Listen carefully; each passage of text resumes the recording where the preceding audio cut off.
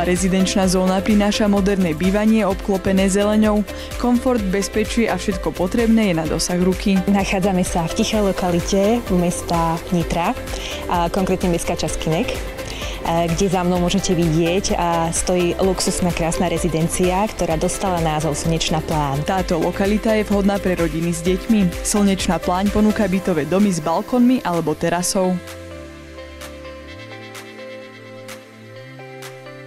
Ponúkame bytiky od jednoizbových, ale pre rodiny doporučujeme samozrejme od dvojizbových až po trojizbové a v ponuke máme nádherné mezonetové bytiky a musím povedať a podotknúť, že sú skolaudované. Pre lepšiu predstavu sme nahliadli do vzorového bytu, ktorý prezentuje funkčné riešenia priestoru.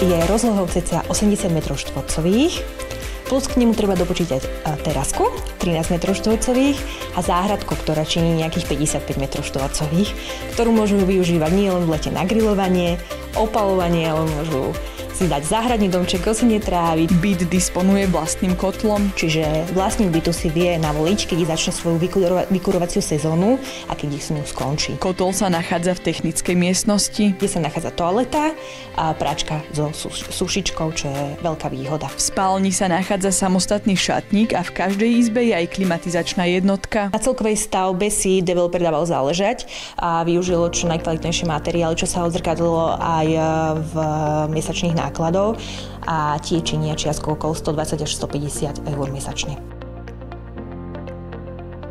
Výstavba prebehla v súlade s princípmi trvalej udržateľnosti, viac zelene, menej betónu. Veľkú časť zelene, ktorú budeme ešte realizovať, bude pre tých milovníkov relaxu, kde si môžu prečítať dobrú knižku alebo stretávať sa so susedmi. Pre tých, ktorí hľadajú väčší relax, je tu neďaleký Kynecký lesík, ktorý môžu využívať na jazdi s kočíkom, beh či voľný relax. Areáli rezidencie je vyhradený priestor pre deti, kde sa môžu bezpečne hrať, keďže areál je chránený pred ruchom cesty. Čiže nemusia sa mamičky a oteckovia vlastne báť, že by dieťatko ušlo niekam na cestu. Developer plánuje okrem výstavby ďalších detských ihrisk aj ďalšiu výstavbu bytov. Čo sa týka hlučnosti, má to dopredu zariadené s tým, že vlastne stavba bude prebiehať a realizácia vlastne druhej časti etapy. Z druhej strany, že život a tichosť ľudí tu bude zanechaná. V tejto lokalite je plánovaná aj výstavba námestia. Na námestí sa budú nachádzať rôzne obchodíky, kaviarne, zároveň detské ihriská a pozor, pre mladé rodiny tu bude aj škôlka. V prípade záujmu je možné si dohodnúť osobnú prehliadku vzorového bytu. Veľmi radi vás uvítame či cez týždeň alebo cez víkend.